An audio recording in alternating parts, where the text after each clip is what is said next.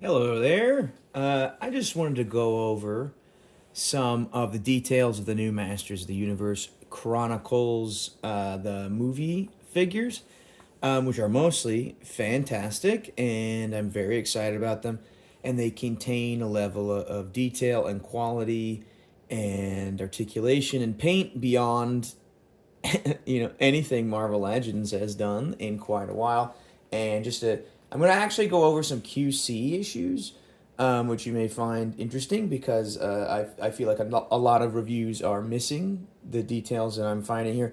But also in terms of positivity, I just really want to be clear that paint goes all the way around to the backside. You can see the studs on Ram Man's outfit, and incredible detail and things like that. So this is not just a barrel of negativity, but there are a few issues, and I see them being kind of overlooked. So I'll go over a couple of them.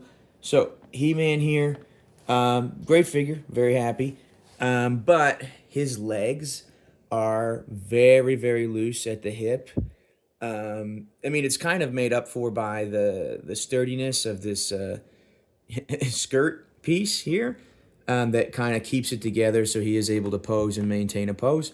But also his wrist here, his sword wrist, was so loose that you could just barely move it and it would flip and flop all the way around. But luckily, it was an easy fix if you have this problem. Just a little bit of blue sticky tack in the porthole here, and it works much better and stays, and everything works out fine. But that's just one piece of QC issue. Another is with Man at Arms. He does look like Idris Elba, which is cool. If we look under the arm here, it might be hard to see, but we can see. Oh, let me see. The shadows. There's like warping to the arm, and there's like rubbing, which makes it hard to move, which is okay. But I worry about longevity. It's hard to see, but there's certainly a problem there. Skeletor had just stuff on his face in the box. I got it shipped from BBTS, and so obviously I wasn't able to check it out first. But there's you can barely see. Where's the focus? There's a little dot right there, but it was just this bunch of purple plastic bunched over his face, and I had to remove it and peel it off. And it's worked out okay, but it was really, not great to see on something that, actually, here you might see it a little better if I just select something that I had, paid money for, and theoretically worked for that money, theoretically. And what else? Other than that, they've actually been pretty good. There's just been, a few of those little QC things. Big shout out to my friend here, Trapjaw, just for being, the MVP. The detail on his musculature and cybernetic parts, and he articulates very well, and the little jaw and everything. Super cute. He does miss some paint here on his belt area that I feel like could use it. It's pretty excusable, but I'm gonna have to go in and do probably some silver dry brushing to make it pop a little bit. So that's unfortunate. But he does have paint here on the elbow joint, which is a little unexpected. And then in terms of other complaints, this is a complaint video. I'm doing a lot of complaining. He doesn't come with swords, Mr. Triclops.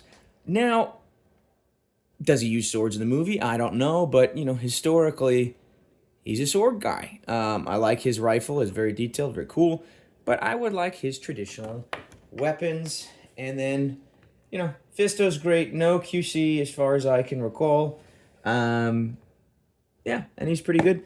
So I thought I would bring, while there is deserved praise for this line, it's the best thing. This is my year's focus on collecting. I'm like, my whole budget is going to this, as more come out. But I figured we should be at least a little realistic in that there are some issues, and some of the QC is, it's not entirely game breaking, but the looseness on He-Man's wrist is probably the worst offender.